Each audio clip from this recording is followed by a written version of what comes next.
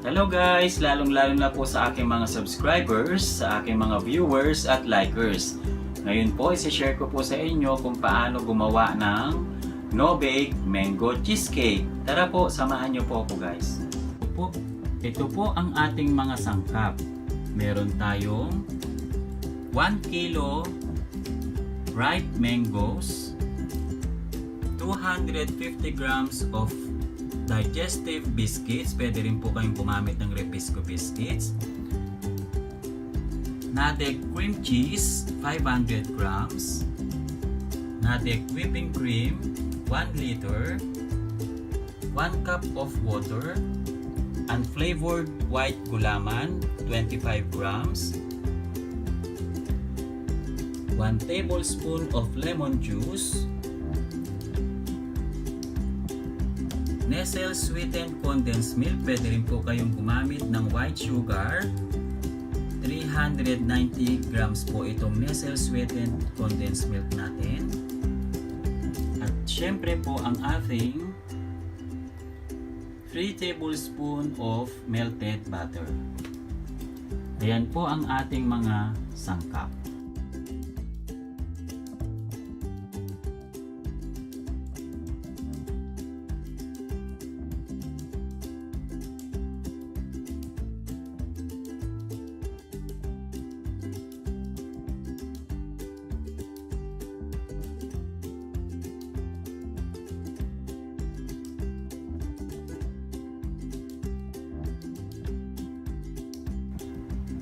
Ngayon po, tapos na po natin i-mash ang ating mga biscuits. So, imimix na po natin ang ating melted butter. Katapos guys, syempre po imimix lang natin ang ating nilagay na melted butter sa ating crushed biscuits. So, hanggang mag-wet po ang ating biscuits.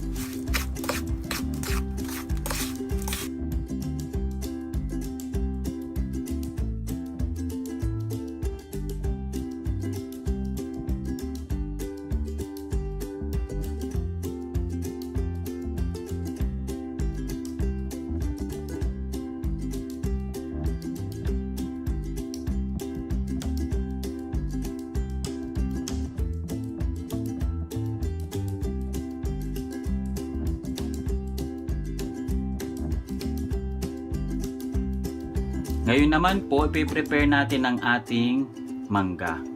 Siyempre po, inugasan na po natin ang ating mangga.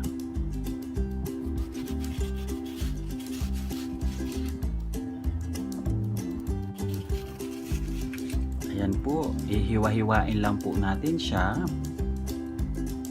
Okay, so pwede rin po natin siyang hiwain ng pack cubes.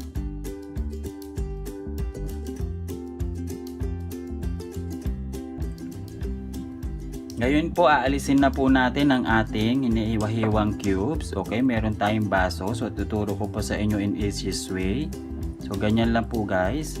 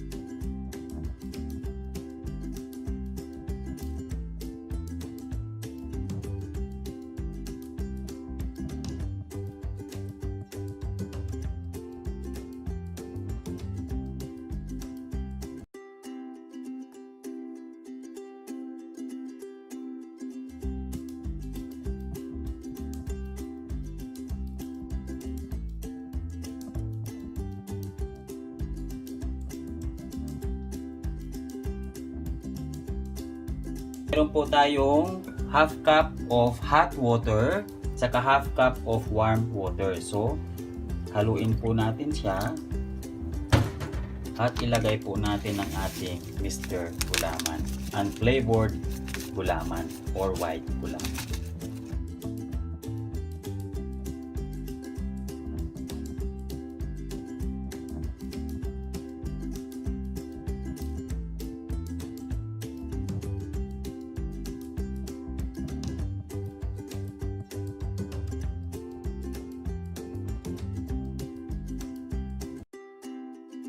Ayan guys, so ready na po siya. So ilalagay lang po natin sa ating pan or baking pan. Ayan. So ito na po guys ang ating mango butter cheesecake. So lalagyan na po natin siya ng puree sa ibabaw. So depende po sa inyo kung anong style ang gagawin niyo po.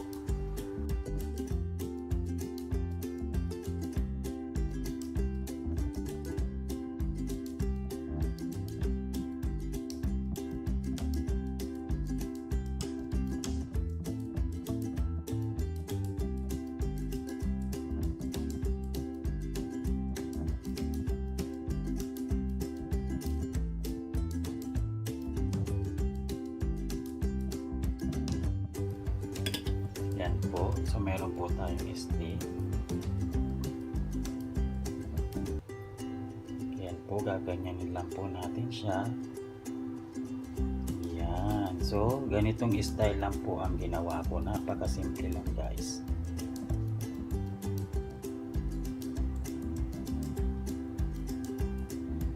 Ayan. So, ilalagay na po natin siya sa ating ref ng 6 to 8 hours.